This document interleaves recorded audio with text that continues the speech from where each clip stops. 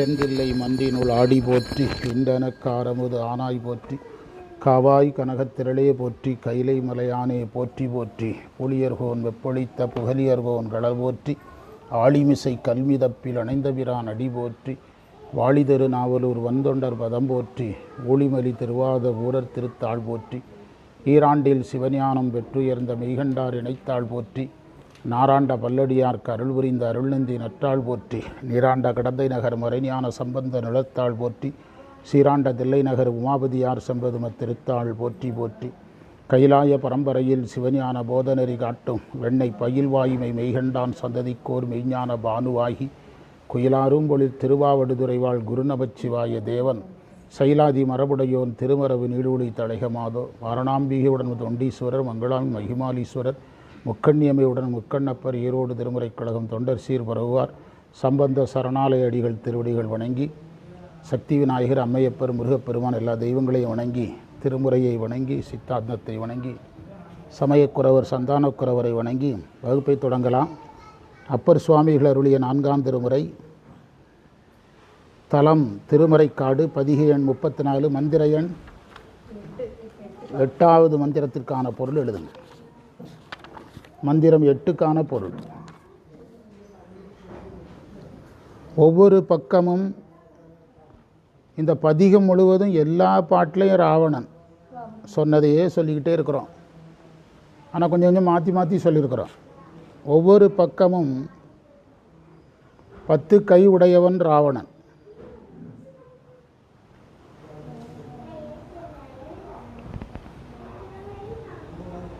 தான் செய்வது தீமை என்று அறிகின்ற அறிவில்லாதவன்.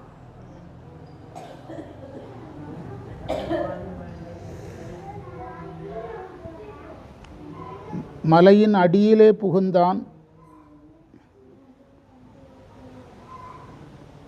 வெளியே வருவதற்கு வழியறியாதவனாயிருந்தான். இந்த ராவணனை பற்றி நிறைய செய்தி அப்பர் புதுசாக சொல்கிறார். மலைக்கு அடியில் போனால் வெளியே வர முடியாமல் இருந்தான்னு வேறு எங்கேயுமே கிடையாது. அப்பர் தான் சொல்கிறார். நேரில் பார்த்தது. வாகீச முனிவராக இருந்தான்.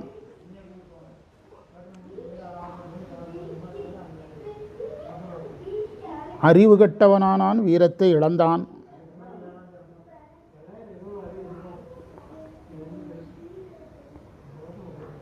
இதை கண்டு இறைவனுடைய பூதகணங்கள் சிரித்தன. இதெல்லாம் புதிய செய்தி, ராவணனை பற்றி அரிய செய்திகள். மந்திரத்தை படித்து பாருங்க. பக்கமே விட்ட கையான், ஒரு பக்கத்துக்கு 10 கை. பாங்கிலா மதியனாகி, அறிவு கெட்டு போச்சு அவனுக்குங்கிறதா. புக்கனன் மாமலை கீழ் போதுமா அறிய மாட்டான், வெளியே வர முடியல. புகுவதாவதும் போதரவுனா வெளியே வர்றது. மிக்கமா மதிகள் கட்டு வீரமும் இழந்தவாறே, அறிவும் போச்சு வீரமும் போச்சு. நக்கன பூதமெல்லாம், இதை பார்த்து சிவபெருமனுடைய பூதங்களெல்லாம் இருந்ததான் நான்மறை. இதெல்லாம் இந்த பெருமையெல்லாம் யாருக்கு? திருமறை காட்டு இறைவருக்குன்னு சொல்கிறார்.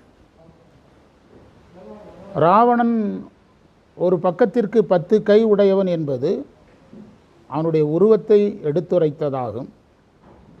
அவனுடைய உருவத்தை எடுத்துரைத்தது, அவ்வளோதான். அதுலேருந்து நம்ம கணக்கு போட்டுக்கணும்னு அர்த்தம். எடுத்துரைத்ததாகும். தீமை செய்தான். அது தீமை என்ற அறிவும் இல்லாமல் செய்தான். செய்வது தீமை என்ற அறிவு இல்லாமல் இருந்தார்.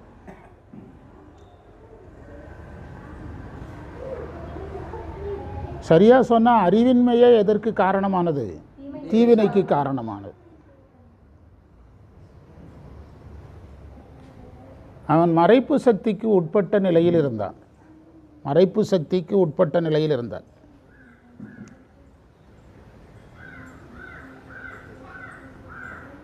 மலையின் அடியிலே புகுந்து வெளியே வர அறியாதவனாக இருந்தான். வாங்க சிவாயனம். அதாவது சிந்தித்து செயல்படும் திறனும் இல்லாமல் போயிட்டான். சிவாயனம். சிந்தித்து செயல்படும் திறனும் இல்லாமல் போயிட்டான். எப்படி தொடங்கிறது, எப்படி முடிக்கிறது என்ற திட்டமும் இல்லாமல் போயிட்டான்.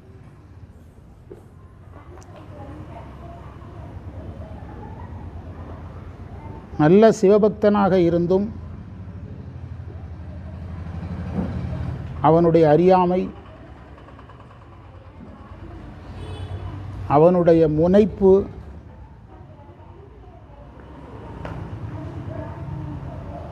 அந்த சிவநெறியில் ஞானத்தை நோக்கிய பயணமின்மை சித்தாந்த பார்வையில் பார்த்தா அதெல்லாம் அவனுடைய வீழ்ச்சிக்கு காரணமானது. அவனுடைய வீழ்ச்சிக்கு காரணமானது.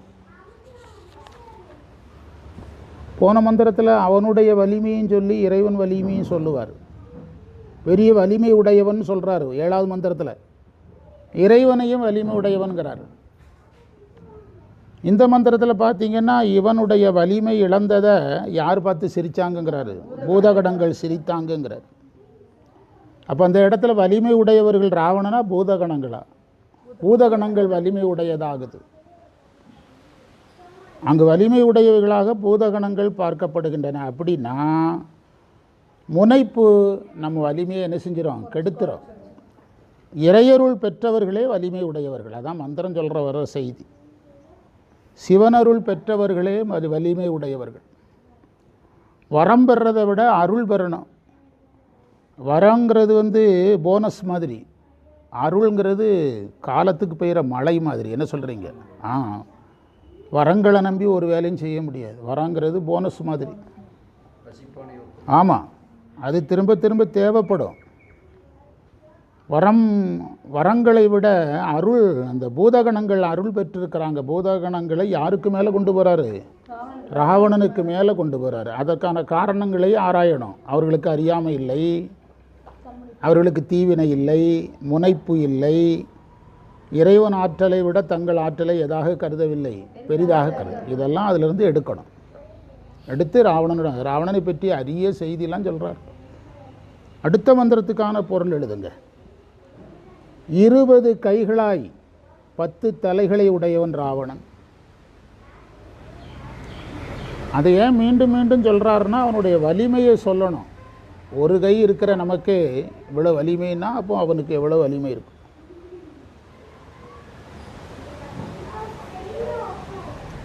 சாமகீதம் பாடினான். சாமகீதம் பாடும் எண்ணத்தை விட்டு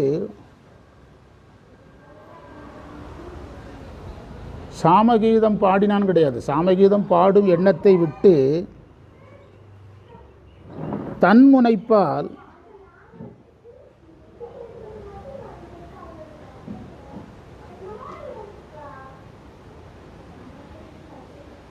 தன்முனைப்புங்கிறது பசு ஞானம். பசு ஞானத்தால் முயன்றான்.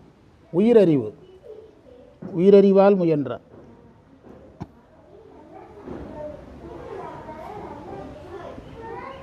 மிகுந்த பயன் தரும் 5 எழுத்தை அவன் தியானம் செய்யவில்லை.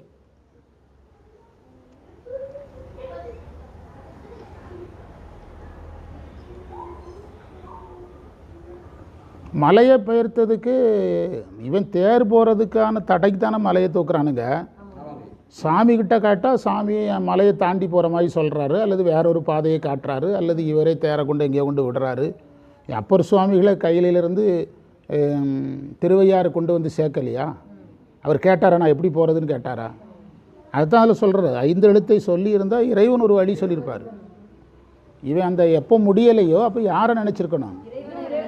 அந்த ராவணன் கதை நமக்கு என்ன சொல்ல வருதுன்னா, இயலாமை வரும்போது இறைவனை நினைக்கணும். மீண்டும் மீண்டும் நம்முடைய அறிவையே நம்முடைய ஆற்றலையே நம்பி போகும்போது என்ன செய்திருவோம்? போய் நாம் சிக்கிக்கொள்வோம். அதுதான் கதை சொல்ல வர்ற செய்தி. இந்த இடத்துல சேக்கிழாருக்கு இந்த இடமெல்லாம் ரொம்ப தாக்கத்தை உண்டு பண்ணினதுனால தான் அவர் அந்த தோளுடைய செவியனில் ராவணனை பற்றி சொல்கிறார் பாருங்க. அதெல்லாம் இந்த மந்திரத்தோட நேரடியாக தொடர்பாகுது. இந்த மந்திரத்தினுடைய தாக்கம்தான் சேக்கிழார் தோளுடைய செவியனுக்கு விளக்கம் சொல்லும்போது 1775 மந்திரத்துக்கு பிறகு ராவணனுக்கு ஒரு மந்திரம் எழுதுகிறார். அது இந்த மந்திரத்தினுடைய தாக்கமாக கூட இருக்கலாம். என்ன செய்யணும்னு என்ன செய்திருக்கலாங்கிறாரு அப்பர். அதாவது தன் அறிவை பயன்படுத்தாமல் இருந்திருக்கலாம், 5 எழுத்தை சொல்லி தியானம் செஞ்சுருக்கலாம். ஆனால் எதை தூக்கிட்டான்? மலையை தூக்கிட்டான். அதுவும் இறைவன் சம்பந்தப்பட்டது. அடுத்தவன் வீடாக இருந்தால் கூட பரவாயில்ல, இறைவன் சம்பந்தப்பட்டது.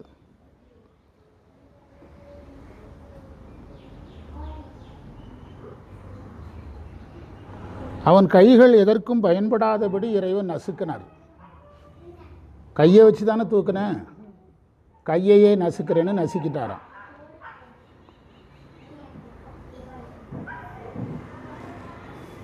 மந்திரத்தை படிங்க. 4:20 4 கையனாகி நன்முடி பத்தினோடு. இதெல்லாம் திரும்ப திரும்ப ஏன் அவர் ராவணன்னா அவனுக்கு 10 தலை 20 கை தெரியும். அதை ஏன் திரும்ப திரும்ப சொல்கிறாருன்னா இயற்கைக்கு மாறாக இருக்குது, பிறகு அவ்வளோ சக்தி இருக்குது. இயற்கைக்கு மாறாக இருக்குது, அவ்வளோ சக்தி இருக்குது. நான்முடி பத்தினோடு பாணஞ்சு முன்னிழந்து பாணஞ்சு முன்னிழந்து பாங்கிலா மதியனாகி. அந்த பாணஞ்சு முன்னிழந்துங்கிறதுக்கு என்ன பொருள் இருக்கிறோம்? 5 எழுத்து மந்திரத்தின்னு அதில் வருது. நீனஞ்சு தானுணரா நின்றெடுத்து நின்றெடுத்தானை அன்று 7 கைகள் செய்தான். 7 கைகள்னால் கை எதுக்கும் பயன்படாமல் போயிட்டான். எழில் மறை காடனாரே என்றார். தலைகள் கைகள் சொன்னது அவனுடைய வலிமையை சொல்ல. பிறகு அவன் தன்னுடைய அறிவை நம்பினான். உலக விஷயத்தில் நம்ம அறிவை நம்பலாம், இறைவன் விஷயத்தில் எதை நம்பக்கூடாது? நம்முடைய இறைவன் விஷயத்தில் அருளை தான் நம்பணும். இது பாடம். யார் மூலமாக? எவ்வளவு ஆற்றல் இருந்தாலும் யாரை தான் நம்பணும்? இறைவனுடைய திட்டம் எதுவோ அதுபடி செய்யலான்னு தானே சொல்கிறாங்க. இறைவன் சித்தம். இது யார் சித்தமாகி போச்சு? ராவணன் சித்தமாயிடுச்சு. அதான் ஃபெயிலியர் ஆயிடுச்சு. ராவணன் கதை நமக்கு சொல்கிறது இதுதான். எவ்வளவு ஆற்றல் இருந்தாலும் இறைவன் சம்பந்தப்பட்ட விஷயத்தில் எந்த வழியில் நிற்கணும்? வழியில் நிற்கணும். அவன் அறிவை அவன் பயன்படுத்தினான். அப்படின்னா அவன் யாரை உணரலை? இறைவனை உணரலை.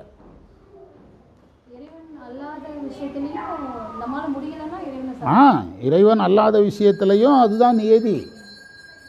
ஆனால் இறைவன் விஷயத்திலேயாவது அந்த உணர்வோடு இருக்கலாமல்ல? என்ன சொல்கிறீங்க? இறைவன் விஷயத்திலே அந்த உணர்வோடு இருக்கலாமல்ல? இப்போது நாம் ஒரு வீட்டுக்கும் நமக்கு வழக்கு அப்படின்னா நம்ம ஏதோ இஷ்டத்துக்கு நீதிமன்றத்துக்கு போகலாம். சிலருக்கு கோயிலோடையும் அவங்க வீட்டோடையும் வழக்கு இருக்கும். இப்போ இந்த வீட்டுக்காரனை எடுத்திங்கன்னா இதில் எனக்கு ஒரு சென்ட் நிலம் கோயிலுக்குள்ளதுன்னு ஆரம்பிப்பான். அந்த மாதிரி இடங்களில் நம்ம ஒதுங்கிடணும். கூட ஒரு 2 சென்ட் நிலத்தை விட்டுட்டு என்ன செஞ்சிடணும்? ஒதுங்கிடணும். கோயிலில் போய் வழக்கு போடுறவங்கெல்லாம் இருக்காங்க. கோயில் நிலத்தை வழக்கு போட்டு பிடுங்குறவங்கெல்லாம் இருக்காங்க. நிறைய ஊர்களில் நடந்துக்கிட்டு இருக்கு. அந்த மாதிரி இடங்களில் தான் அந்த மீனிங்கில் சொல்லணும். ஆனால் எல்லா விஷயத்திலுமே நம்ம யார் வழியாக தான் இருக்கணும்? அவனன்றி பிற அதுக்கு மேலே நம்ம யோசித்து என்ன பிரயோஜனம்? ஒரு அணுவும் அசையாது. ஆனால் சைவ சித்தாந்த பேசிக்கில் நம்ம சொன்னோம் சரியா? இறைவன் விஷயத்தில் இவன் எதை பயன்படுத்தியிருக்கக்கூடாது? தன்னுடைய அறிவை பயன்படுத்தியிருக்கக்கூடாது. அப்பர் சொல்கிறாரு இவன் 5 எழுத்தை தியானம் செஞ்சுருக்கலாங்கிறாரு. அப்படின்னா அப்பர் ஒரு செய்தி சொல்ல வர்றாரு. 5 எழுத்து சொல்கிற தகுதி யாருக்கு இருந்திருக்குது? அவங்ககிட்ட எப்படி எதிர்பார்ப்பார்? இல்லைன்னு எப்படி எதிர்பார்ப்பார்? இப்போ ராவணனுக்கு என்ன தகுதி இருந்திருக்குது? தகுதி இருந்திருக்குது. இப்போ அப்பருக்கு என்ன வருத்தம்னா 5 எழுத்து சொல்கிற தகுதி இருந்தும் அதை சொல்லாமல் போயிட்டாங்கிறது தான் யாருக்கு வருத்தம்? அப்படியானால் ராவணன் செய்த பிழை அறிந்து செய்த பிழையில் வருதா, அறியாமல் செய்த பிழையில் வருதா? அறிந்து செய்த பிழையில் வருது. 5 எழுத்து சொல்கிற தகுதியில் யார் இருந்திருக்கிறா? ராவணன் இருந்திருக்கிறார். அதைத்தான் அப்பர் எதிர்பார்க்கிறார். இதெல்லாம் உரையில் 4 வரி தான் இருக்குது. நம்ம அதை பார்க்கணும். அதாவது நம்முடைய வகுப்பின் நோக்கம் பாடம் நடத்துகிறதே கிடையாது. அது ஒரு நாளைக்கு திடீர்னு நம்மகிட்ட ஒரு தேவாரம் கொடுத்தா நம்ம எப்படி பொருள் சொல்லுவோங்கிற ஒரு கேள்விக்கான பதில் தான் நம்ம வகுப்பு. புஸ்தகத்தில் இருக்கிறத அப்படியே பேசுகிறதுக்கு நம்ம வகுப்பே கிடையாது. அது நம்முடைய வகுப்பின் நோக்கம் கிடையாது. அதை புதிய புதிய கோணத்தில் பார்த்து நமக்கு என்ன என்ன 5 கோடி வருஷம் கழித்து வந்தாலும் இது எத்தனாம் திருமுறை தான்? 4ஆம் திருமுறையில் 34வது பதிகத்தில் இந்த பாட்டு தான் இருக்கும். சைவம் பண்ணுற எல்லாருக்கும் செய்யுளை கையாளுற கெப்பாசிட்டி வரணும். நம்ம உரைநடையை கையாளுற கெப்பாசிட்டி எல்லாருக்கும். 30 நாள் எந்த சைவ வேலையும் செய்யாமல், எந்த வகுப்புக்கும் போகாமல், ஏதோ ஒரு புஸ்தகத்தை பார்த்து நம்ம 2 பதிகம் பேசிட்டோம் அப்படின்னா திருமுறை வேலை முடிஞ்சிருமா? நம்ம இப்போ என்னை பொறுத்த அளவில் 29 நாள் நான் செய்த வேலையை தான் 30ஆம் நாள் வகுப்பாக எடுக்கிறேன். சார் ஆ 29 நாள் வகுப்பை தான் எதா எடுக்கிறோம், 30ஆவது நாள் வகுப்பாக எடுக்கிறோம். சைவத்தில் உழைப்பு மினிமம் எத்தனை வருஷம் நேற்று கூட சொன்னோம், 6 வருடங்கள் திருமுறையையும் சித்தாந்தத்தையும் தீவிரமாக என்ன செய்யணும், உழைக்கணும். மினிமம் 6 வருஷம் உழைக்கணும். இவங்கெல்லாம் நம்ம அவங்க பாக்கியமெல்லாம் வகுப்பில் 15 வருஷம் இருக்கும். இந்த கோயில் பாலாலயம் இருக்கிறதுக்கு முந்தையே இருக்கிறாங்க. இவங்க எல்லாரும் அவங்கெல்லாம் இருந்தாங்க, பாலாலயத்தில் இருந்தாங்க. இவங்க எல்லாரும் அதே மாதிரி தான். ஆமாம், நீங்கள் இப்போ வந்திருக்கிறீங்க. அதாவது அதுக்காக வருஷங்கிறது கட்டாயம் இல்லை. கண்ணப்பருக்கு 6 நாள் தான் தேவைப்பட்டது. தீவிரம் இருக்கணும். நம்ம சொல்கிறது என்னென்னா, சைவத்தில் இந்த விதி மீறப்படுகிறது. எந்த விதமான தீக்க விதிகளும் கடைப்பிடித்தல் இல்லை, எந்த வகுப்புகளும் எடுக்கிறதில்ல, எந்த வகுப்புக்கும் போகிறதில்ல. மாதத்தில் 1 நாள் 2 நாள் நம்ம ஐக்கிய பிடிச்சி சைவம் பேசுகிறேன்ட்டு வந்தால் அந்த உயிருக்கு என்ன போய் சேரும்? எதுவுமே போய் சேராது. அது நம்ம அந்த இடத்துல நாம் ஒரு தவறு செய்கிறோம். சிவனடியார்களுடைய நேரத்தை வீணடிக்கிறோம். விட்டுருந்தாமல் இதை 2 கோயிலையாவது போய் பார்த்துருப்பான். சரியா? அதனால் அப்பர் சுவாமிகள் அவனிடத்தில் எதிர்பார்த்தார். என்ன இருக்கிறதுனால? தகுதி இருந்தும் எதிர்பார்த்தார். சிவபக்தன்கிறதுனால எதிர்பார்த்தார். அறிந்து செய்த குற்றவாளியாக இருக்கிறான். அதனால தான் இந்த தண்டனை. இல்லைனா இறைவனும் விளைவிரிய தண்டனையை கொடுக்க மாட்டார். அறிந்து செய்த தண்டனையாக செய்த தவறுங்கிறதுனால தான் விளைவிரிய தண்டனையை கொடுத்துட்டார்.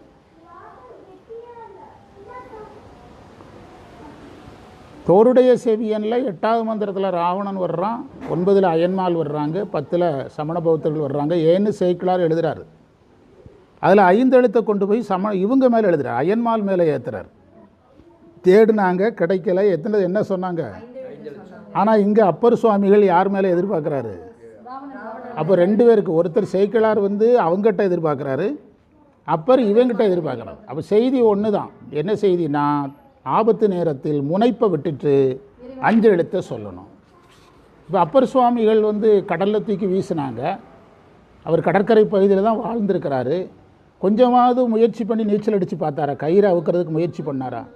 அவுக்க முடியலைங்க. ஏதாவது முயற்சி பண்ணதா இருக்குதா? சுண்ணாம்பு காலவாய்களை ஏதாவது முயற்சி பண்ணாரா? விஷத்தை கொடுக்கும்போது முயற்சி பண்ணாரா? தன் முயற்சி எதுவுமே பண்ணலையே. அங்கே ஒரு சப்ஜெக்ட் இருக்குது. என்ன இல்லை? சுண்ணாம்பு காலவாயில் தள்ளும் போதும், கடலில் வீசும் போதும், விஷம் கொடுக்கும் போதும், யானை முதிக்கும் போதும் அவர் என்ன முயற்சி இல்லை? சுண்ணாம்பு காலவாயில் சல்லும்போது என்ன சொல்கிறாரு? ஈண்டு வரும் வினைகளுக்கு எம்பிரான் உளன். இங்கே வர்ற பிரச்சனைக்கு சிவபெருமான் பார்த்துக்கிடுவார். ஈண்டு வரும் துயர் உளவோ ஈசனடியார்க்கென்று மூண்டமான நேர்நோய்க்கு முதல்வனையே நினைந்திருந்தார். இவ யாரை நினச்சிட்டு இருந்திருக்கணும்? தன்னைத்தானே நினைச்சான். தன்னைத்தானே நினைச்சான். யார் நினைச்சிருக்கணும்? இறைவன் நினைச்சிருக்க. அஞ்சுவது யாதொன்றும் இல்லை, அஞ்ச வருவதும் இல்லை, யாருடைய அடியார்களுக்கு? சிவனடியார்களுக்கு அப்படின்னு அப்பர் நின்னார். அப்படி நின்ன அப்பர் இப்போ ராவணனை கிட்ட இதை எதிர்பார்க்குறாரு. நற்றுணையாவது நமச்சிவாயேன்னு இவர் பாடினார்ல, அதேமாரி பாடியிருக்கணும்னு எதிர்பார்க்குறார். அழகான இடம். தியானம் செய்யவில்லை, கையிலை மலையை எடுக்க முயற்சி பண்ணான். இறைவன் பார்த்தாரு, தெரிஞ்சே இவ்வளோ பெரிய தப்பை செய்கிறா. இன்றைக்கி 20 கை இருக்கிறவன் நாளைக்கு 18 கை வச்சுட்டு ஒருத்தன் வருவான். 20 கை இருக்கிற ஒருத்தன் தூக்குனான்னா 18 கை இருக்கிறவன் 2 கை இருக்கிறவன் 20 பேர் சேர்ந்து வருவான். சாமி பார்த்தாரு, எதை நசுக்கி விட்டார்? கையையே பஞ்சர் பண்ணி விட்டார். கையையே நசுக்கி விட்டுட்டார். சைவ சித்தாந்தப்படி இறைவன் இருக்கிற இடங்களெல்லாம் அருள் தான். சைவ சித்தாந்தப்படி அங்கம், உபாங்கம், பிரத்யங்கம், சாங்கம், உபாங்கம். அதான் முதல்ல சொன்னேன். சாமி இருக்கிற இடம் எல்லாமே அருள் தான். ஒரு கோயில்னால் அந்த கோயில் சம்மந்தப்பட்ட எல்லாமே அருளுங்கிறது சைவ சித்தாந்தம். அதனால தான் சிவபெருமான் நடனம் ஆடுற பறை இடமாகனார். மனவாசம் கிடந்தார். பறை இடமாக நின்று ஆடுற, அம்மை பார்க்கும்படியாக ஆடுறது வேறங்க, அருளையே இடமாக கொண்டு ஆடுறாருனார். அவர் ஆடுற இடமே என்னது தான்? அருள் தான்னார். சிவன் சாமி சம்மந்தப்பட்ட எல்லாமே என்னது தான்? அருள் தான். அப்படி இருக்கும்போது மலையே அருள் தான். மலை என்னது? அருள் தான், இறைவன் இருக்கிற இடம். இப்போ மலையையே நீ தூக்குறன்னா எதை தூக்குற? அருளையே நீ தூக்குறன்னு அர்த்தம். அப்போ அருளை நீ கிராஸ் பண்ணி போகிறான்னு அர்த்தம்.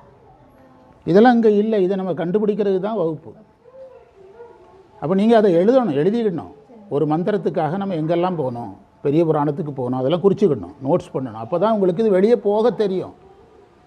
நம்ம சைவங்கிற பேரில் என்ன பண்ணுறோம்னா, புத்தகத்தில் இருக்கிறத அப்படியே எழுதுகிறோம். அது ரீடர் தான். நம்ம சைவம் பண்ணுறவங்க ஆக முடியாது. நாங்கள் தெரியாமல் கொஞ்சம் இந்த புத்தகத்தை எல்லாருக்கும் வாங்கி கொடுத்தோம். எல்லாம் இதுகளை வச்சே பேசிட்டலை. இதை தெரியாமல் வாங்கி கொடுத்துட்டோம். நம்ம எங்களுக்கு வேதாந்தம் சொல்லிக் கொடுத்த குரு சொல்லுவாங்க, க்ளோஸ்டு மைண்டு பெர்சனாக இருக்கக்கூடாது, ஓப்பன் ஹார்ட் பெர்சனாக இருக்கணும்பாங்க அடிக்கடி. க்ளோஸ் மைண்டடு, மறைக்கக்கூடாது, சமயத்துறையில் எதையும் நேசிக்கக்கூடாது. ஆமாம், க்ளோஸ் மைண்டடு பெர்சனாக இருக்கணும். இப்போ சைவ சித்தாந்தம் நல்லா வரணும்னா யாருக்கெல்லாம் ஆசை? சைவ சித்தாந்தம் நல்லா வரணும் ஆசை இருக்கலாம் கை வைத்துக்கு நான் கேட்பேன். எல்லா வகுப்புலையும் கேட்பேன். எல்லா வகுப்புலையுமே நிறைய பேர் கை உயர்த்துறாங்க. அதை சொல்லிக் கொடுக்க யாருமே கிடையாது. ஏன்னா எல்லாம் சீக்ரெட்டாக வச்சுருக்கிறான். சைவம் நல்லா வரணும்னா ஃபஸ்ட்டு கோயிலுக்கு போகணும். இப்போ கூட ஈரோட்டில் சொல்லி எல்லோரும் கை உயர்த்துறாங்க. யாரும் சொல்லிக் கொடுக்கல. ஒருத்தர் வந்தாங்க, சைவ சித்தாந்தத்தை பேசுனாங்க, போய்கிட்டே இருந்தாங்க. அவனே தேடுறதுக்கு சொல்லிக் கொடுக்கல. மீன் பிடித்து கொடுத்தானே தவிர பிடிக்க சொல்லிக் கொடுக்கல. மீன் பிடித்து கொடுத்தானே தவிர மீன் பிடிக்க சொல்லிக் கொடுக்கல. அப்போ நான் ஒவ்வொன்றா சொன்னேன். கோயிலுக்கு போகணும். அவங்க என்ன நினச்சிட்டாங்கன்னா நிறைய புக்கு படிக்கணும், நிறைய புக்கு ஆர்டர் போட சொல்ல போகிறாருன்னு நினச்சிட்டாங்க. புஸ்தகத்திலிருந்து சைவம் வராது வராது வராது. உயிரிலிருந்து வரணும். உடம்பை வளர்த்தேன், உயிரை வளர்க்கறதுலேருந்து தான் வரும். உயிர் வகுப்புகளால் தான் வளர்க்க முடியும். உயிர்களை வளர்க்கணும்னா சரியினால் வளர்க்கலாம், கிரியையினால் வளர்க்கலாம். இப்போ அப்பர் சுவாமிகள் எதிர்பார்க்குறாரு பார்த்தீங்களா, யோகத்தில் தியானம் பண்ணியிருக்கணுங்கிறார். 5 எழுத்து தியானம் பண்ணியிருக்கணுங்கிறாரு. யோகத்தினால் வளர்க்கலாம், ஞானத்தினால் வளர்க்கலாம். இந்த 4ல் பெஸ்ட்டு ஞானம். ஆனால் நேரடியாக ஞானத்துக்கு என்ன செய்ய முடியாது, வர முடியாது. அப்போ சரியை செய்யணும், கிரியை செய்யணும், யோகம் செய்யணும், ஞானம் செய்யணும். இதை விட்டால் ஒரு வழியே கிடையாது. இது அல்லாத வேறு எல்லா வழிமுறைகளும் ஒரு இடத்தில் கொண்டு போய் நம்ம முட்டை வச்சிடும். என்ன செஞ்சிடும்? முட்டை வச்சிடும். அன்னைக்கு யாரோ ஒருத்தர் நம்மளை கிராஸ் பண்ணி போயிடுவான். அதுக்குள்ளே நாம் முட்டிட்டு நிற்கிறதுக்குள்ளே நம்மளை கிராஸ் பண்ணி என்ன செஞ்சிருவான்? கடந்து போயிடுவான். நம்மளை தள்ளி விட்டுட்டு போயிடுவான். அதாவது இந்த கணித மேதை திறந்து கொடுங்க கொஞ்சம்.